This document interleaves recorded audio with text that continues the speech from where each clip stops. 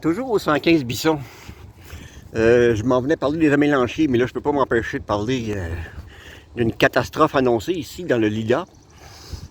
C'est un gros massif de lilas. On voit qu'il n'a pas été taillé depuis Belle Lurette. Depuis la Belle Lurette, depuis que la Belle Lurette est majeure. Euh, Il y a là-dedans une horreur. C'est ça ici. Musique, tambour, 9e, 5e symphonie, ta-ta-ta-tam. Ça, là, c'est du nerf-brun. Nerf-brun cathartique. Ou l'autre, son petit cousin, en tout cas, nerf-brun. Ça aussi, c'est toute la même chose. Ça, c'est l'enfer. Il y en a beaucoup dans le quartier, mais je sais pas souvent que j'en ai vu qui sont en train de prendre le dessus sur un lilas. Parce que faites-vous pas d'idée, à la ferme expérimentale sur Gamelin, ça n'avait pas été entretenu non plus. Et aujourd'hui, on voit un immense nerf-brun entouré de rachitiques lilas qui n'ont même plus de soleil assez pour fleurir. Alors, le nerf-brun, c'est des petites boules noires, des petits fruits noirs. En région de la capitale nationale, c'est vraiment l'horreur. Franchement, c'est vraiment l'horreur. Ici, ben, c'est parce qu'ici, c'est supposé d'être beau. Tu sais, c'est peut faire mieux. Peut faire mieux, ça se veut beau. C'est très beau, mais franchement, c'est pas excellent. Fait que là, s'il vous plaît, coupez-moi ça. L'autre à côté derrière, c'est un érable. Ben, qu'un érable pousse là, puis qu'il prenne la place du lilas, c'est correct, c'est tel que tel. Ça va faire un arbre au lieu d'un arbuste. C'est pas ce que le concepteur du début voulait, mais ça se tient. Le nerf-brun, là, c'est comme du chien-dent ligneux. C'est la pire affaire en ville qu'on peut imaginer. C'est un arbuste, la même grosseur que les lilas, puis les amélanchiers, les cerisiers. Allez, où est-ce qu'il y a mon érable, là? Les amélanchiers, les cerisiers. Oh, c'est même pire que je pensais. Tout ce que vous voyez devant vous, là, c'est presque tout du nerf-brun. Le vert un peu plus foncé. Le lilas, il est quand même un peu plus pâle parce qu'il y a plein de fruits en haut là, qui sont pâles, puis il est un peu plus pâle. Puis il y a un érable au milieu, je vais essayer de vous le montrer, une petite tige de rien du tout qui dépasse, qui a poussé en fouette. J'imagine que des amoureux ont fait des sentiers là-dedans. Le nerf-brun est très intéressant pour ça. Ah oui, peut-être aussi vous voudrez faire des coupes de moralité, comme ils disaient à Montréal. Le Mont-Royal a été tout déboisé pour ce qu'ils disaient des coupes de moralité des années 30, je pense, ou 40, dans ce coin-là. Enfin, c'est ça, vous comprendrez. Hein? Ça fait que je trouve que c'est bien dit. Que la moralité publique soit respectée sur les terrains publics. Et moi, ce qui me frappe, c'est qu'ils sont énormes. Énorme, le nerf-brun. Ça, c'est du lilas, OK? Du lilas. D'abord, il est trop gros, il est pas beau, ça c'est sûr, là, mais en tout cas, il fait des fleurs, il survit, excusez, j'aurais dû commencer par là. Bon, de gauche à droite. Donc ça, le sentier de, comment j'ai dit, de coupe de moralité, le sentier d'immoralité, voilà. Là, le nerf-brun cathartique. Le nerf-brun cathartique. Mais ils sont immenses, c'est ça qu'il faut comprendre, là. Je suis même plus capable de couper au sécateur, faut que j'apporte ma chaîne ça. Même à des grosses débroussailleuses qui prennent du 4 pouces, ça le découpe pas jusqu'en bas. Hey, c'est fou, ça, là. Puis on voit que ça avait vraiment été bien pensé, comme si ça avait été abandonné complètement. Je le sais. Ça date d'à peu près 1976.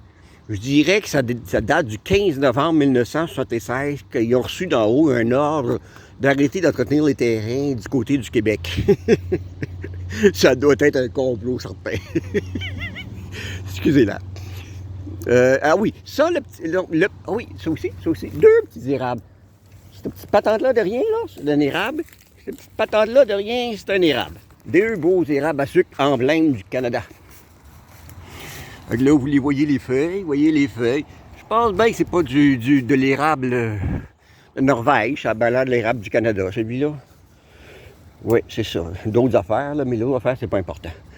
Ils sont tellement hauts qu'on peut décider, parce qu'on peut pas tout raser, enlever le lilas puis le nerf-brun, mais enlever le nerf-brun, ça, Personne ne va pleurer pour ça. Là. Il y en a plein. On est à côté du lac des Fées. Le lac des Fées est entouré de Neuf-Prin. C'est épouvantable.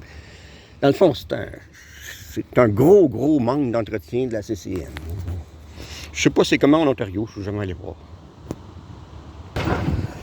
À l'avant du 115 Bisson, au coin de Bisson et du Rocher, il y a un érable que franchement, je me demande bien qu'est-ce qu'il y a, mais franchement, il est en train de mourir sous nos yeux.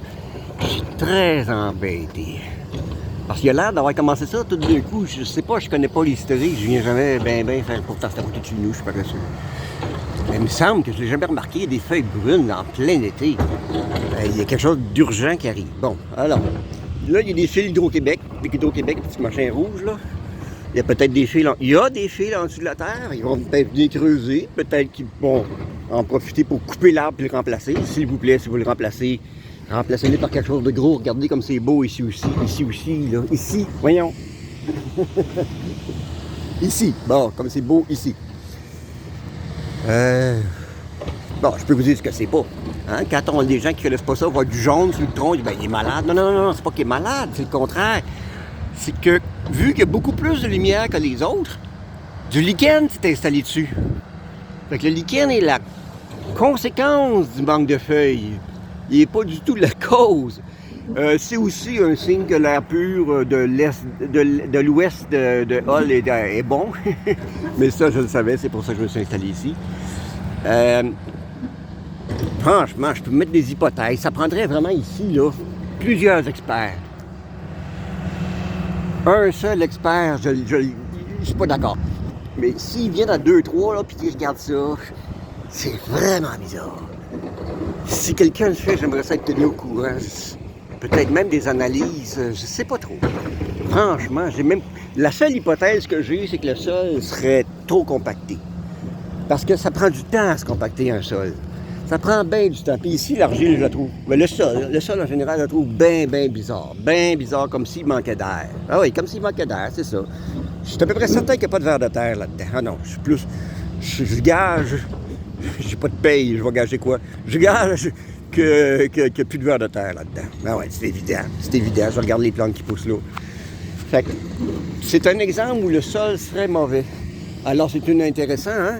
Canadien, Affaires mondiales Canada qui s'en va prêcher la bonne nouvelle du développement durable ailleurs. J'ai fait mon stage à l'ACDI, j'ai été consultant à l'ACDI. Et j'ai compris pourquoi j'aimais pas ça maintenant. Puis c'est pas capable d'entretenir des arbres dans sa cour. Bon, ici aussi, pour finir, là, il y a des amélanchiers qui pourraient être pas mal plus beaux que ça. Franchement, là, plus bas. Ils n'ont pas d'affaires si haut. Ben, c'est correct, mais à toi 20 ans, faut tailler ça un peu, là. Tu sais, c'est comme des cheveux.